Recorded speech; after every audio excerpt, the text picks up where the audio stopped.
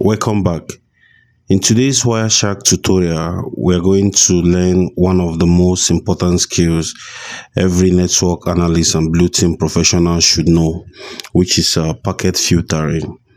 So when you are analyzing network traffic, it's common to capture thousands or even millions of packets.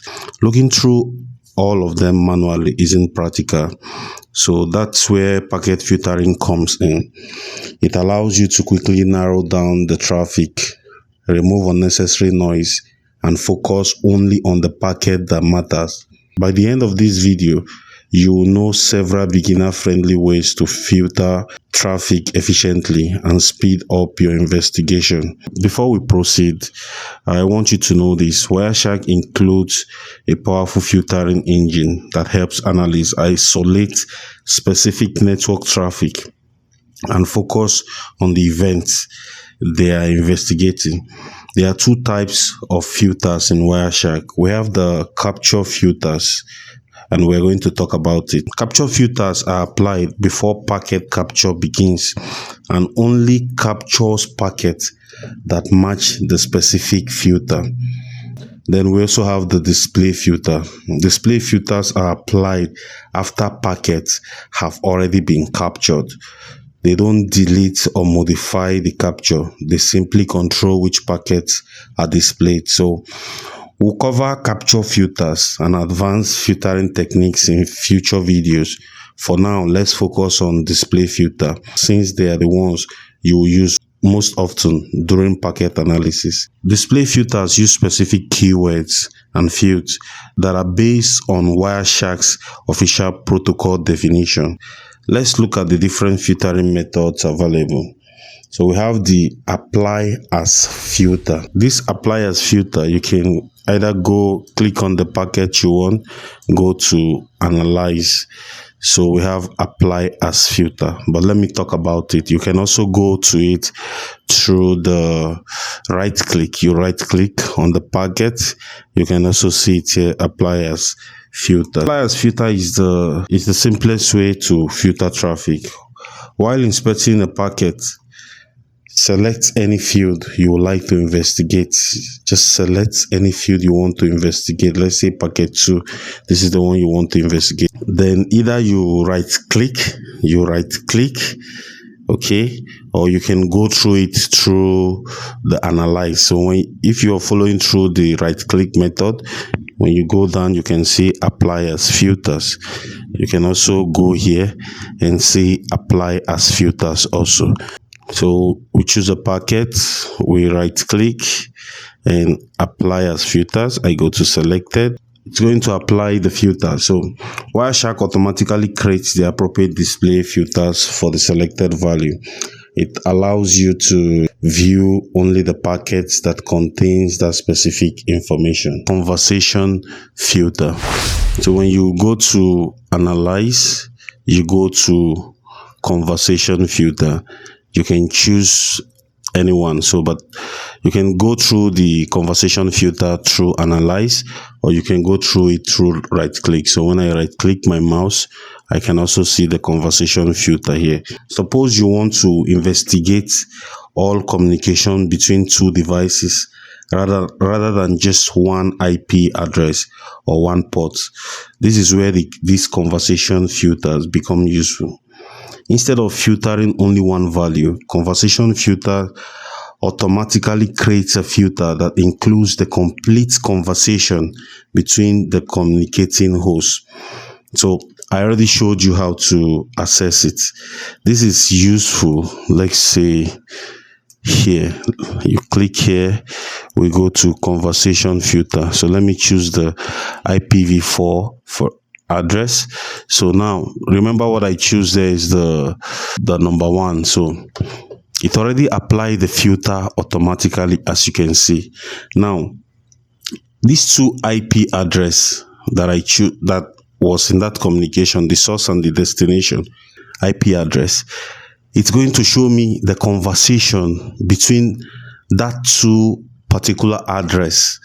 Okay, it's going to show you the conversation. So let's say you are analyzing the traffic how it came about, how it went through, the places it went through the network, and what happened, what was the communication all about. So you can use the conversation filter. Like you can see, when I clicked this, right clicked and go to the apply, I choose this IPv4. So this filters was automatically applied. So now when you scroll down, you're going to see this these two IPs. That's the only thing it's showing me, the conversation of these two IPs from the beginning to the end in that particular captured file. So this is very useful when you are following suspicious activity between two systems, because it removes unrelated traffic and lets you focus on the complete exchange. Colorized Conversation.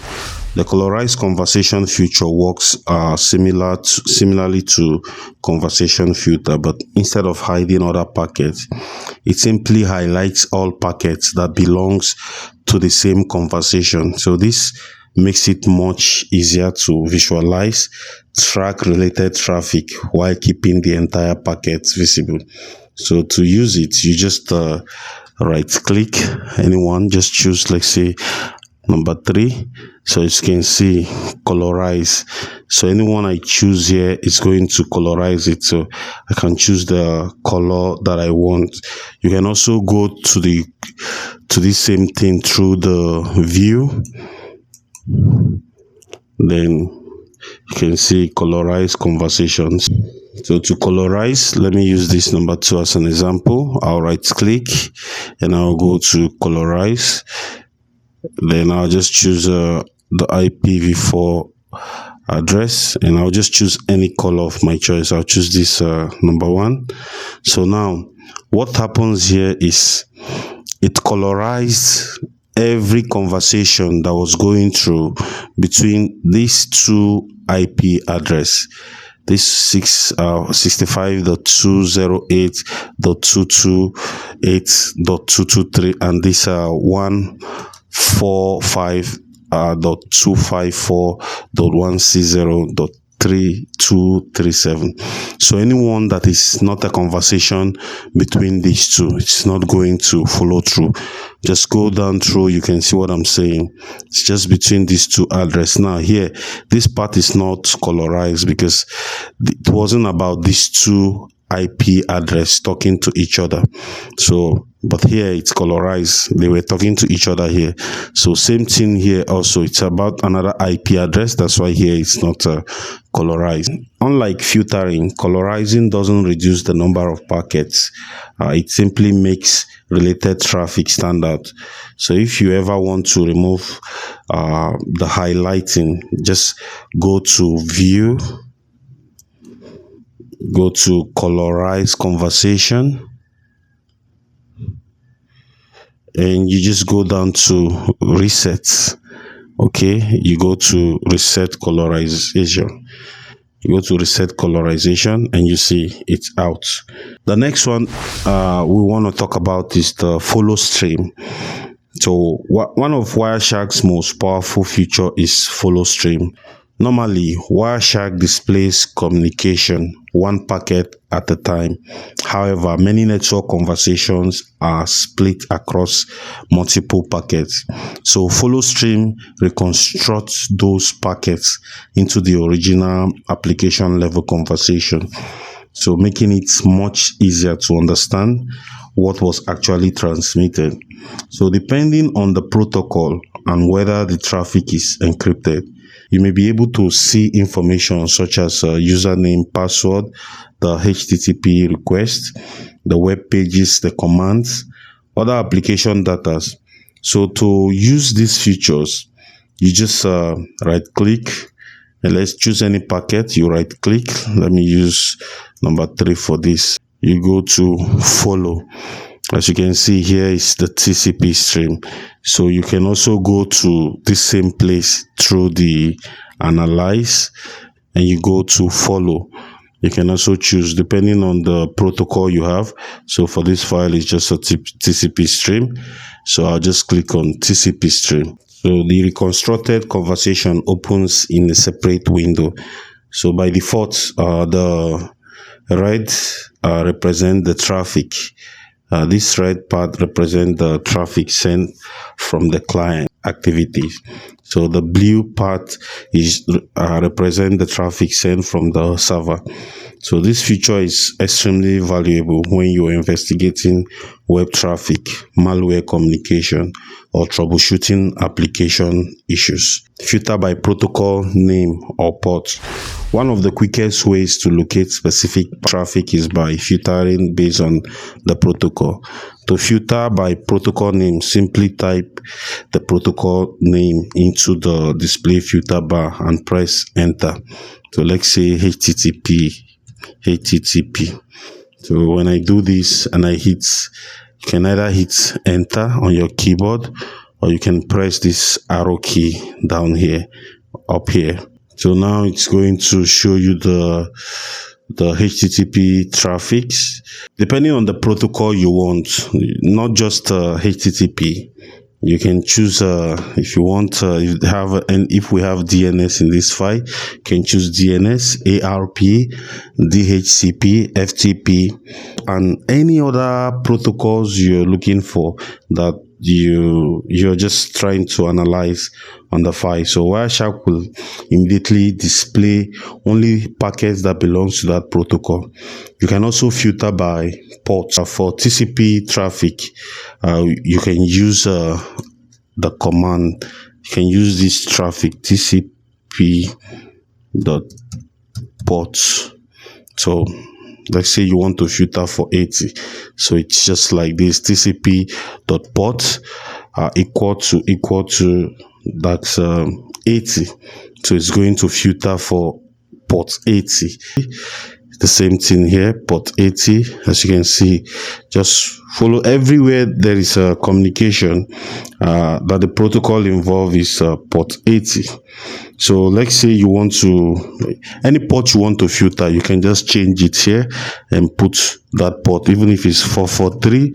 So any valid port you have in that file, it's going to be there. So if you want to filter for the UDP traffic, you can use the UDP.port equals to 53, which is the port 53. So these filters are especially useful when you know the service ports but may not immediately recognize the protocol. Filter by IP address. So filtering by IP address is one of the most common tasks during network analysis. You can use this filter IP.addr,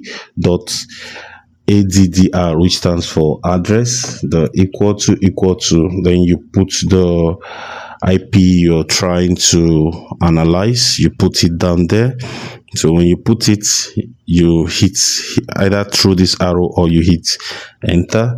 This filter will show every packet where the specified IP appears as either the source or destination IP. So if you are investigating a suspicious host or troubleshooting communication between a particular device, this is often one of the first filters you will use.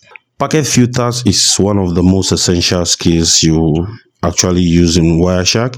Instead of scrolling through thousands of packets, filters allow you to quickly isolate relevant traffics and make your investigation much faster. We covered the basics of display filtering, including applying filters and filtering conversations, colorizing related traffics, following streams, and filtering by protocol ports and IP address.